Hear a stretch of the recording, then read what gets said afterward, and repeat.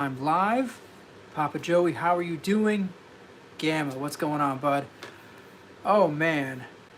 Today, for those that see my papers, you might think like, actually, if you just watch one of my talks, you might be thinking, this guy plans this at all? I do plan. Normally, the way my process is, I'll go and I'll consider a topic that I'm familiar with, right? That's a plus. And then, because some of this information is decades old, I'll go and do a little bit of research to spot check myself and to get some names, because I don't really remember all the names, right? If there was a doctor or a lawyer or a specific government agency or other key characters, I won't remember the names. So I go and I do a little bit of research.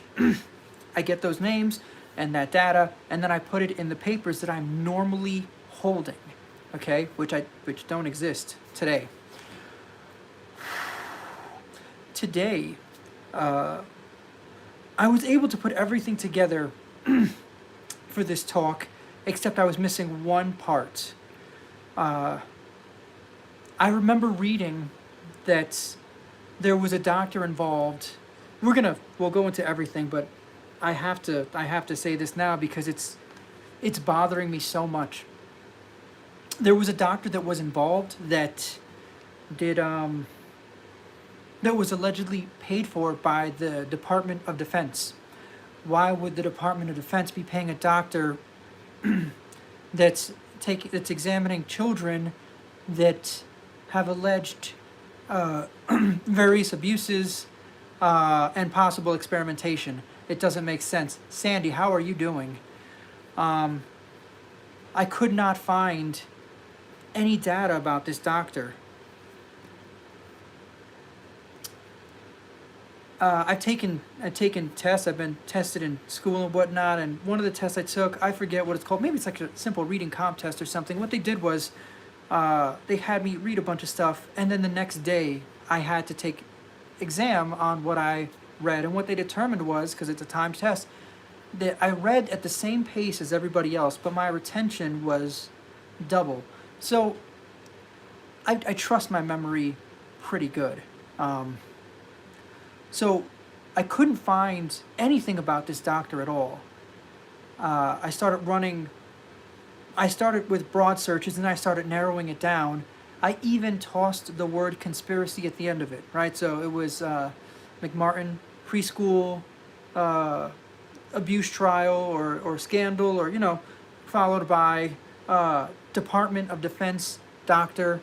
Still nothing shows up. I tried putting conspiracy after that, because if it'll give me a name, I can look up this name, and sometimes, even though nothing will outright say it, you can find somewhere it's like, oh yeah, this person was in California and they took care of that scandal at, I think it's Manhattan Beach, and they've worked for the Department of Justice for so long. So this is old hat. I still couldn't find it. This was me using Google. I went to DuckDuckGo, because sometimes DuckDuckGo will pull up things that YouTube will not show you. Because I figured when you put conspiracy in there, it should pull up. I should be able to find an article saying a bunch of wackos think that this doctor over here, and then I can go and look up the doctor, and then I can make, with my own mental faculties, determination of whether or not this doctor was involved, and I can start putting the puzzle pieces together. Lady Rider. I think it might be more upsetting than anger inducing. When I first heard this, all right. Oh, so again, I don't have any notes, and that's because when I was unable to find anything about this thing I remembered, not even as a conspiracy theory, because the thing is I have no interest in inventing things for this. So I should be able to find someone online that says, crazy people think this. And I couldn't find that either. So, and that, I did change browsers. I went to DuckDuckGo. When I went and put conspiracy in DuckDuckGo, other websites did pull up, and there was some craziness. I do have one website that pulled up that I'm going to go, I'll read you guys the URL. I'm not going to post it anywhere. but things did start actually coming up. So I'm going to say right off the bat that it's bizarre that even looking for conspiracies on YouTube, like acting like I know, oh, this is fake, Google still refused to show me things that weren't just mainstream. Oh, if you're crazy, you think this, and if you're crazy, you think that. What's going on, Pete? I hope you're having a good time. I saw that picture on Extras now. Very cool. Formerly Twitter, not OnlyFans. That's not what the X is. So, I was so jarred by everything that I was seeing and not seeing, right? I can't find what about this doctor, that I began to think I might have to, how do I restructure this talk? So what I'm going to do is when I get to the part that would have been about the Department of Defense being involved, I will very briefly, I'll give the 2-sentence version of what I just said. If anyone's there that missed it, I'll let them know. You got to go back. It is fairly well explained. The whole house smells like pineapple. Nice. I like pineapple. Pineapple actually has something in it. It's the majority of it is in the core. You can juice that, and then you can eat the core like a pudding, and it is a pain reliever, and I believe an anti-inflammatory. It works to stabilize mast cells, and it works so well that in Italy, it's actually a pill that they give people after surgery. You take these supplements. I mean, I'm sure they give them real medication too, but go Squad Scotland, how are you doing? All right, so if you're just arriving, this talk is crazy. You're going to have to watch the replay because we're 6 minutes in and I want to get started. Pineapples they actually also have things in there that help you digest things, so they will move things along. And that's also, I was told, like sometimes there's a certain amount of ripeness in a pineapple. When you eat it real quick, it makes your mouth feel like it's getting like torn up a little bit. I was told, I don't know if it's true, but it makes sense that it's actually what you're experiencing is it's beginning to break down. It's beginning to digest even a teeny tiny little way. So that's I like pineapple. I like food science. I like eating whole foods. Okay, so going. Here we go. Oh, my notes are on the screen because I did not have time to print them because of everything that I had just stated. I honestly didn't know which way this was going to go, and up till the last minute I was sitting there typing and correcting and trying to make sense of all this madness. Yes, work is done for this, as scatterbrained as I appear. I do think about this sort of thing in advance. Oh, Joe Rogan and Elon Musk said that anchovies and pineapple on pizza is awesome, and I've had it 3 times already, and now I have jars of anchovies. I've always liked anchovies, though. I was told, I went wine tasting in California, a family in California, years ago.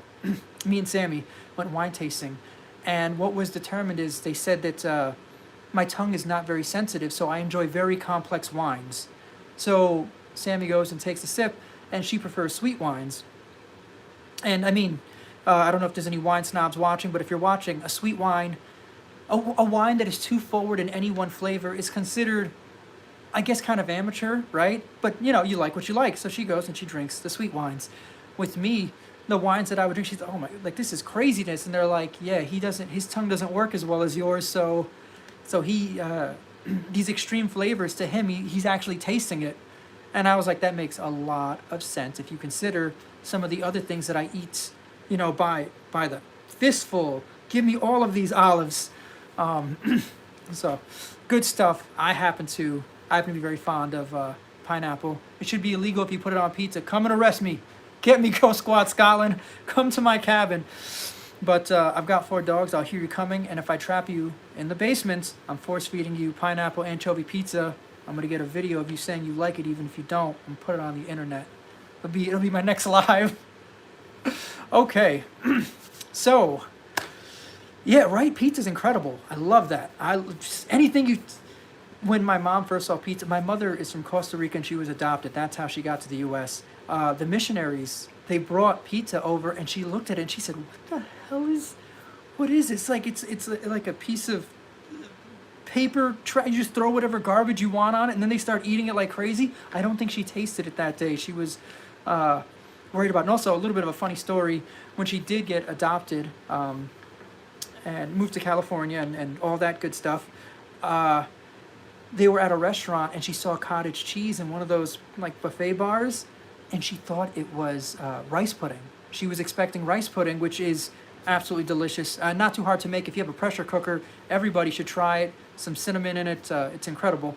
So my mom asked, she was like, I had to ask with pointing. She didn't speak any English, and they didn't speak Spanish. My adopted family's German. So she, can I have this? And they're like, please, by all means. So she, and then took one bite, and I can't believe they don't know how to make rice. That was her thoughts. Oh gosh, so much fun. Sammy's granddad had haggis. He was in Scotland, and when in Rome, right? I'd try it. I'll try anything. Anyway, let's get to it. So I was raised in New York City in the 1980s. Okay. Actually, I was raised in Harlem in the 1980s. And what I'm saying is I have always been acutely aware that there are people out there that will harm other people for reasons that I'm not going to agree with. Bad reasons, okay? Whether it be, personal effects, property, or to mask other crimes, right? If someone sees you committing a crime, you might have to put a quick end to that. But at the same time, in the 80s, I'm very small, I was born in 84, I was shown, the picture of the helpful policeman, and he has a badge on, and if you have trouble, you can find a policeman, and the policeman will help you. Okay, beautiful. This case, the McMartin Preschool case, is probably the first time where I was confronted enough data to show that people that wear badges, it was the first cover-up where I didn't just do one of these like, you're being silly. And that wasn't when it first came out. Just remember, like, this started before I was even born. I heard about this later on, and if you run a couple of searches, right, you can find the data. The data's still out there. So I was forced to come face-to-face with, this was the first time I came face-to-face with the fact that sometimes people that have sworn to protect you, well,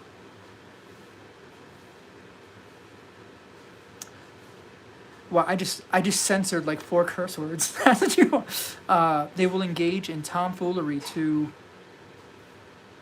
do so sometimes, because I do think that what happened here was done by the Department of Defense or another similar agency, where it's like, well, this is to protect America. But the thing is, when you're doing things like that, you have to test this stuff out, and they really should just use prisoners of war or something. I don't even know. I guess those people have more representation, right? If someone comes out and says, I went and I was a prisoner and they injected me with this weird stuff and whatever, they might get investigated. But with kids, who knows? So I have some data over here. I'm going to lean and peek over because I don't want to get the information wrong.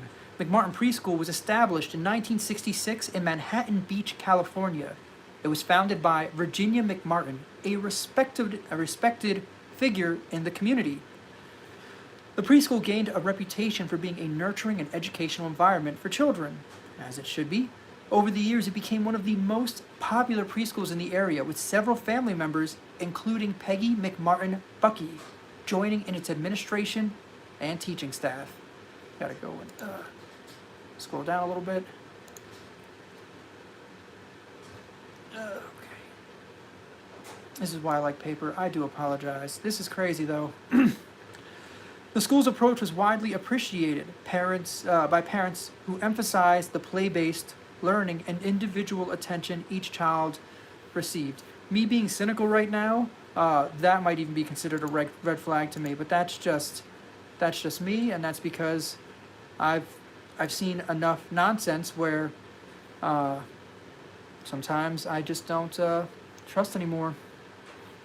By the early 1980s, the McMartin Preschool had become a cornerstone of the local community, trusted by families for the care and education of their young children. So by this time, over 10 years in the community, right? Not so bad. They wouldn't make it to 20 years without that first accusation coming out. In August 1983, the first accusation against the McMartin Preschool was made by Judy Johnson, the mother of one of the preschool students. She reported to the police that her son had been, I don't know if I can say that word on YouTube, but we'll say inappropriately abused. All abuse is inappropriate, but I hope you guys can understand my meaning, right? Yeah, too good to be true, right, Sandy? Very sad, but that's it. It's like, I don't know, if I took, obviously Roger's too old now, but if I took him to a preschool, and I never did. He never went to a preschool ever, not for one day. His grandmother, from the moment he was born, said, you always have child, there is never a reason to drop him off with strangers, which was appreciated and used by me when I had to, when I was working and things like that. Yeah. So, yeah, why are you so interested in my kid? I'm pretty sure you're kind of like, you punch a clock, you do your job, you go home. Especially with so many kids in the facility, right? Anyway, the first accusation was made by Judy Johnson. She reported that her son had been inappropriate, that's going to be the euphemism we use for this, abused by a Mr. Ray Bucky, one of the teachers at the preschool. In September 1983, so just 1 month later, the Manhattan Beach Police, actually it might have just been a week later depending on when in August and September, but the Manhattan Beach Police Department, that is in California, we didn't switch states, this happened in Cali, though I'm sure plenty of horrible things happen in New York too, sent a letter to about 200 parents of students at the McMartin Preschool, informing them of the investigation and asking them to question their children about possible abuse. It's very forward-thinking of them, I think. Public and media reaction, late 1983, early 1984. The media quickly picked up the story, and it became a national sensation. The case was portrayed as one of the most shocking child abuse scandals in the country.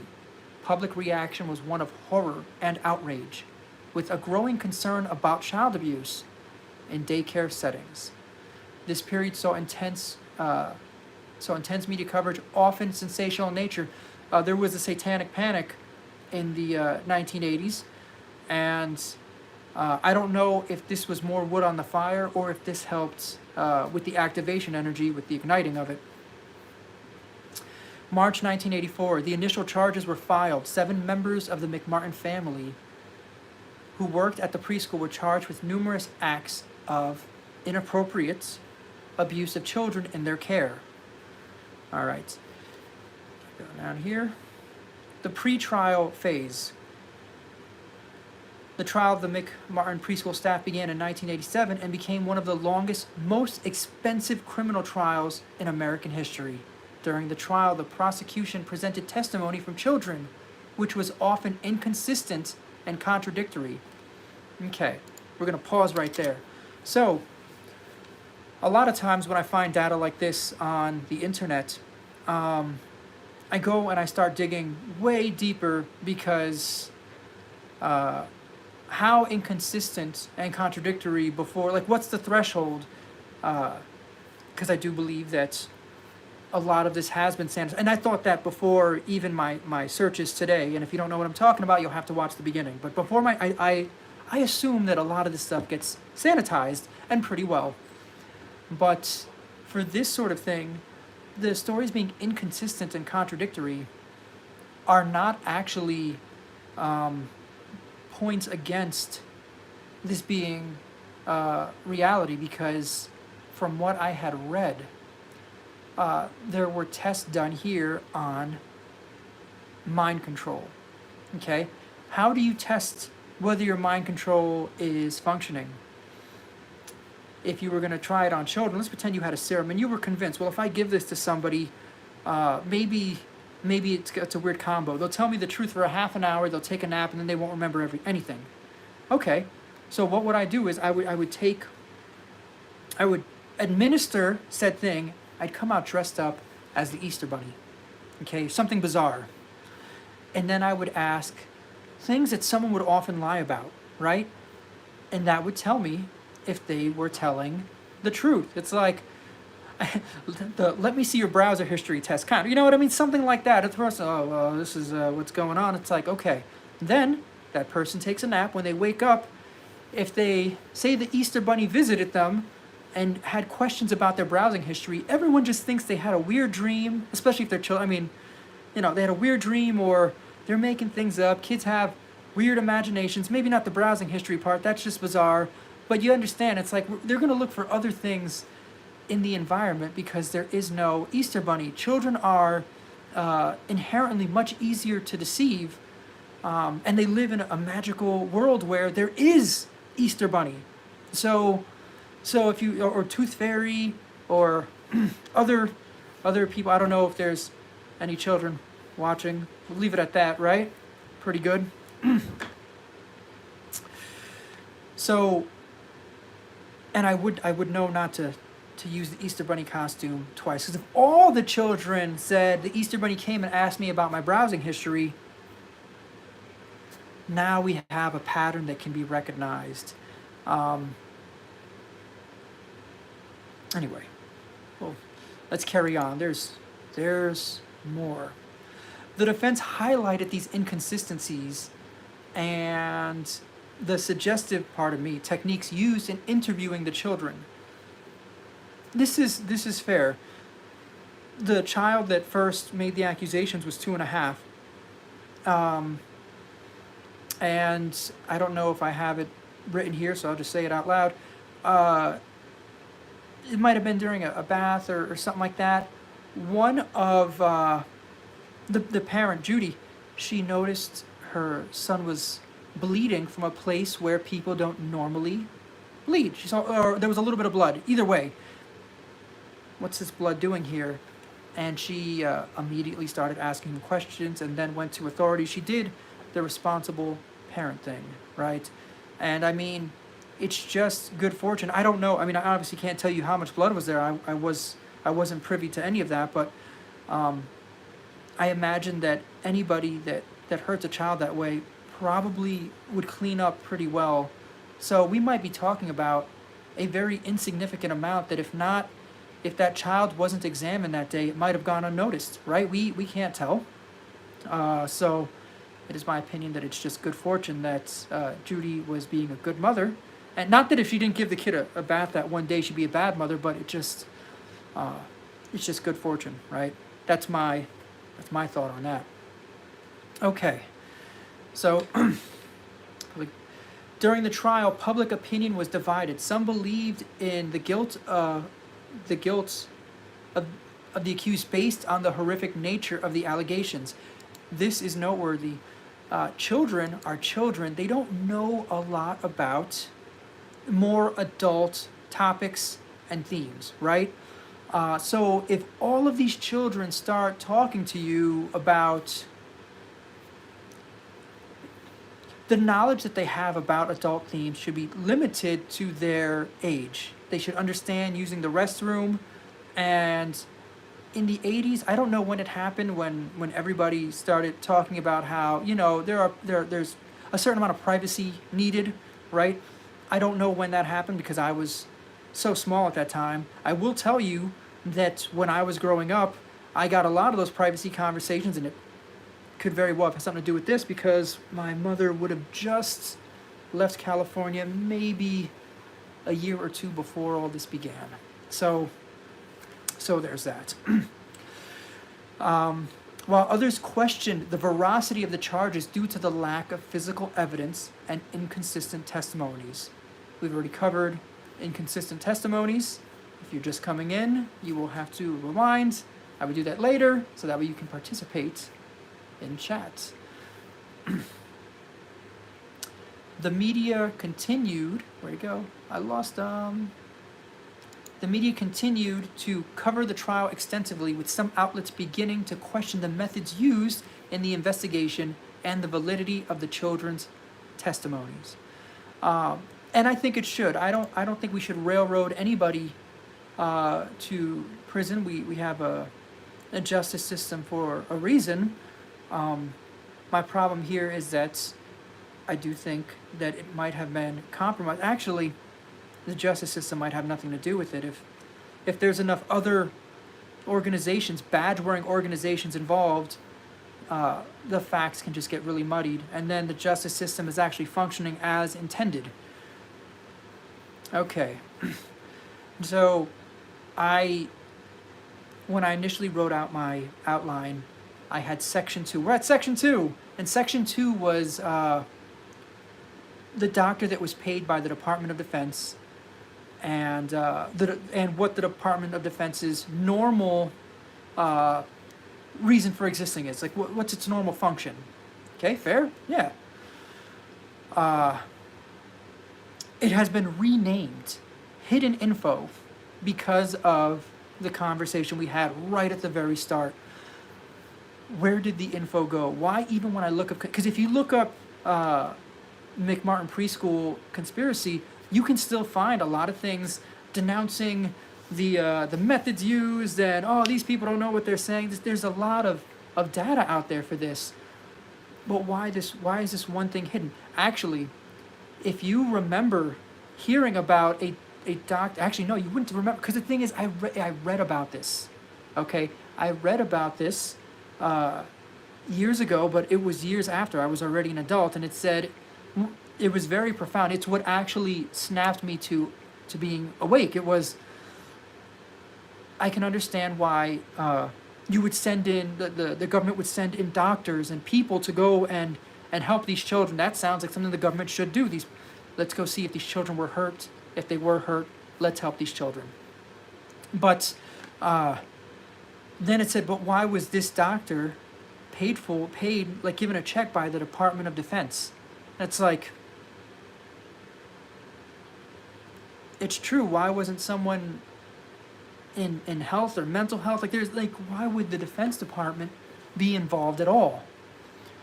But now, the data is just completely gone. I mean, I can find more data on Pizzagate than I can on this, which is very strange, in my opinion. Now, I told you guys at the beginning that I would tell you the name of the website that I was able to find using DuckDuckGo, and there was more. I had to travel, I think, more than one page. It was like maybe 1.5, maybe 2 pages deep. I eventually found, it's called brutalproof.net, okay? And I'm not going to talk about what I saw there on here. I've said a lot of bizarre things live and even pre-recorded, and I've been quite comfortable when I've said it. I've never said anything where I thought somebody would come out to get me, some men in black or something like that. I've never felt that way. When I started reading all of this, first off, the claims were so horrible that I hope they're not true, but it was the first time I'd been given this information. Whether the information's accurate or not, I don't know, but it was the first time I'd been presented with it, so I didn't have the time to hold it up to the light to verify anything that was written there. But there was a lot, and if I just started reading it off here, there is actually enough there that I would be uncomfortable sharing that information. I don't want to be... if it's true, I'd rather not be the one that says it out loud. After all of the very bizarre things I've said, I have a debt to the people that care about me to keep myself safe. And yeah, so I don't mean for this to sound contrived or anything. I understand how bizarre this is, but what I read there was so horrible. And they claim to have evidence that I was not able to verify at all. But there were some photos and some documents. And talking about documents, sometimes when I watch Pawn Stars, they'll be like, do you have a certificate of authenticity? And the person will be like, no. Or sometimes they'll say, yeah. And I can print something that looks exactly like that. Certificates of authenticity I don't know how those work, but documents are the easiest thing to fake. If you have a printer, if there's supposed to be gold leaf work or something like that, it's significantly more involved. Or if there's a hologram involved, trying to forge a hologram would be annoying. You'd be much better off getting something else authenticated and then either washing the certificate or extracting whatever hologram you needed.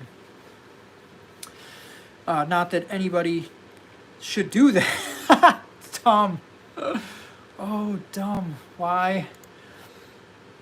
It's good info. Whatever. Do what you want with that, right? I need a little more of this. It's seltzer water today, everybody. Okay. So, just to recap, Section 2 was supposed to be about this doctor that was paid for by the Department of Defense. I can't find any record of this, even when searching places where really weird things can get found. I still don't have this. I know I've read it.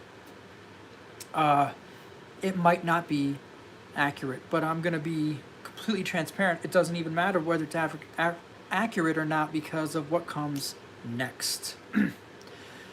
All right, Section 3, analyzing the accusations.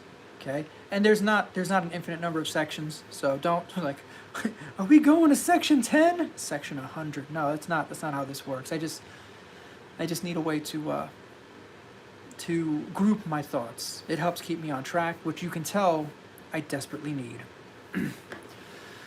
All right. The types of accusations they ended up going against several McMartin staff and included multiple counts of inappropriate abuse. That's the word we're using. But it also involved the children spoke about bizarre rituals. And I mean like really bizarre. And this came from the children. The children were the ones saying this. Some of the children claimed they were taken to underground tunnels, moved to other buildings. Some of the really, really crazy ones, and this again ties to the satanic panic, I believe some of the children claimed they saw a baby sacrificed, right? So this is some really bizarre, and I'm not even going to say that all these things, I don't even think all this stuff really happened. I think what we're looking at here is someone was given some juice that they had to test out, and they said, all right, well, let's make them think this really traumatic thing and see if anybody remembers, like what happens. Because if you can get someone to forget a baby being sacrificed, your forget juice works really good. That's ready to go to market, right? So, the government's initial stance, the initial response from local law enforcement and the district attorney's office was to take these claims very seriously. And it led to what they call extensive investigations and eventually the trial. And I believe that. I believe because local PD went and sent out those letters to the parents to, please ask your kids, and which was great. Give me a moment.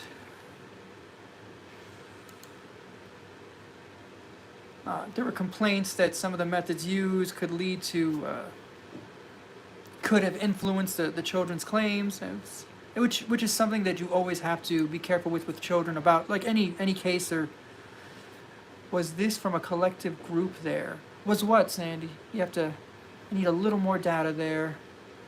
Was this? Let me go scroll back a little bit. Collective group. Yeah, you're going to have to give me a little more data because I can't tell, because there's a small delay.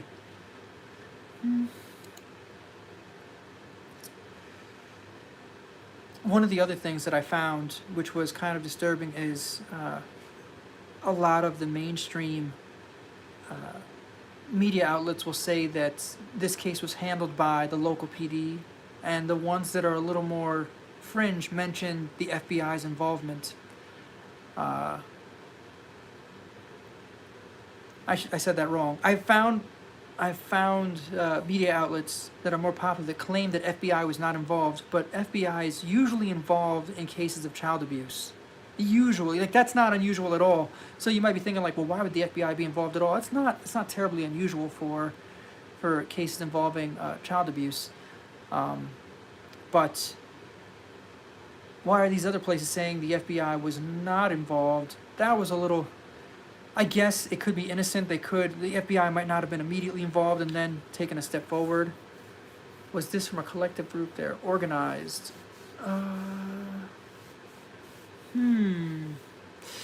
If you can ask me your question in a different way, it might be valuable. But please do. I've got an eye on the chat.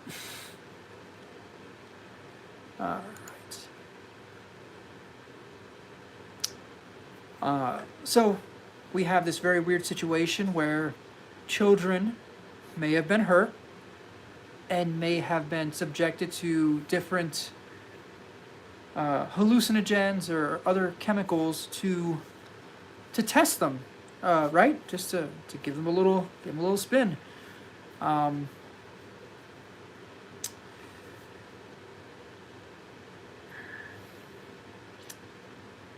And this would create like a fracture, right, in their testimonies. Everyone's going to be, this person says it was the Easter Bunny, this person says it was, a giant bat, a dog, a cat. Oh! Was this an organized group?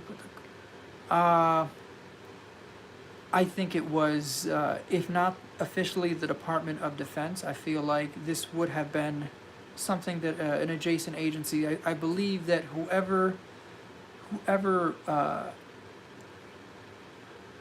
want to get in trouble on YouTube. If this is true, right, if this is true, I believe that the people involved were probably aiming to find ways to brainwash people. That's what I think. Possibly the Department of Defense, but it could have been some other organization that we don't even know about that operates within the U.S. that is potentially part of the U.S. government or not. It's difficult. I can understand. Actually, I shouldn't say that like that way. Inappropriate child abuse has a very clear end game. There's a point to it. It's some people are broken on the inside and they are drawn to inappropriately abusing children. Okay? It's not something that I think anybody should practice, but okay, there's something broken inside of you. The ritual parts that came out, that part is extremely weird. There is no, unless this is like an adrenochrome thing and they just wanted to scare the crap out of the kids and get the adrenochrome out. Right? Maybe. Epstein's Island used minors.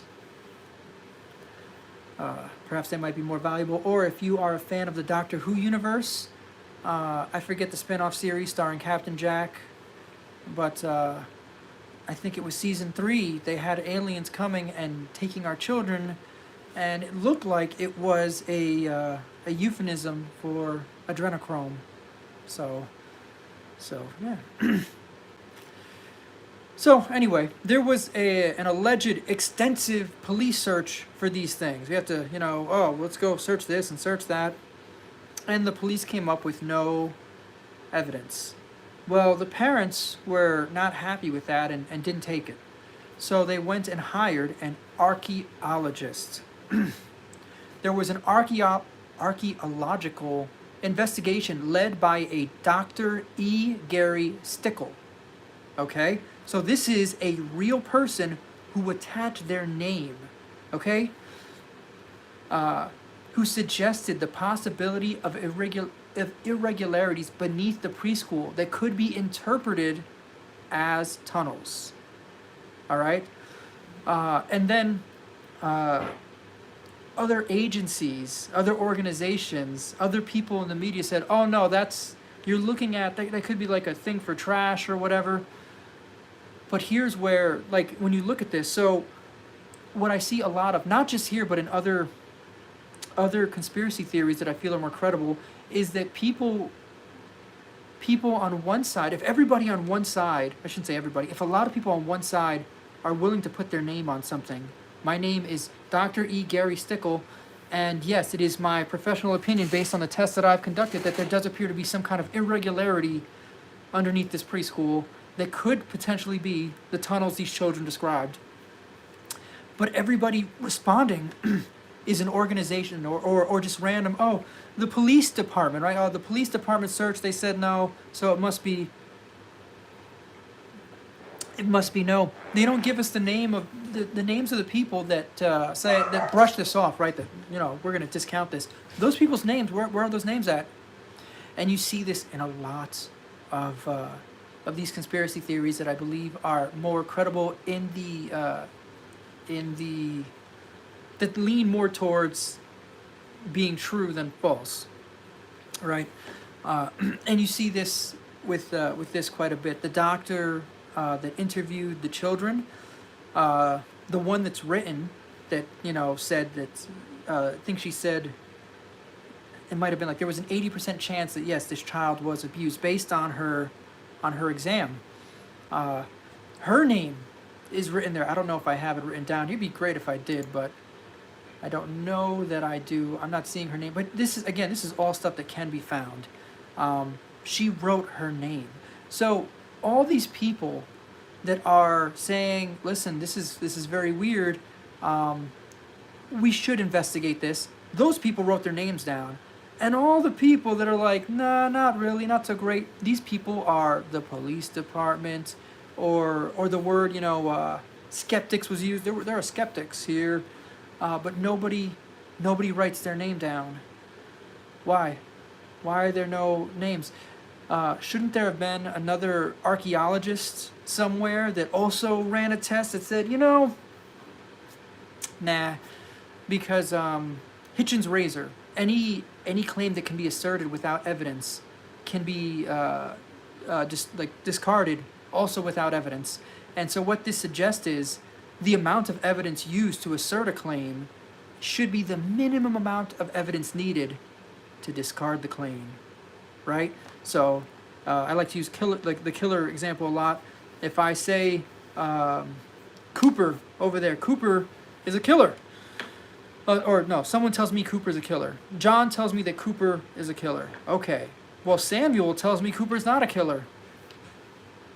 The evidence is equal. It's all hearsay at this point. If someone brings me a piece of evidence, oh look, I have a picture of him strangling somebody, Samuel will have to come with evidence that beats that evidence. He can't just show me a picture of Cooper not strangling someone because maybe Cooper's life is mostly not strangling. He just strangles sometimes. So, right?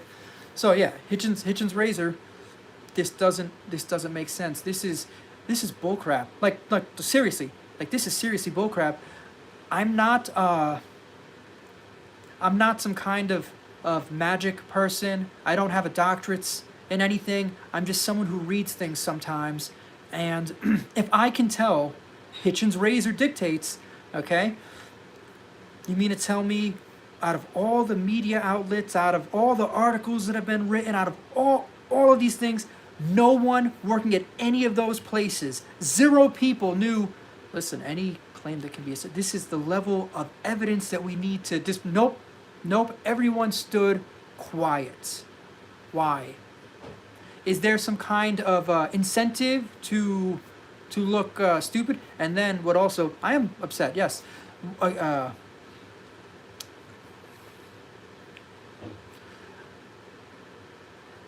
In my head, it tells me they think you're stupid. They think you're a silly person. They expect you to not be able to tell what they did there. That sleight of hand, under the radar, right? And that's a big part of the reason why I say things to you guys like Hitchens' razor. A razor, in this sense, it's representative of an actual physical razor. It's used to shave away bad arguments. All right, the most famous one is probably Occam's razor, which if I've spoken about before and I'll talk about again, And Hitchens' razor is another pretty popular one. And that is, if you assert a claim without evidence, it can be discarded without evidence. Valuable information.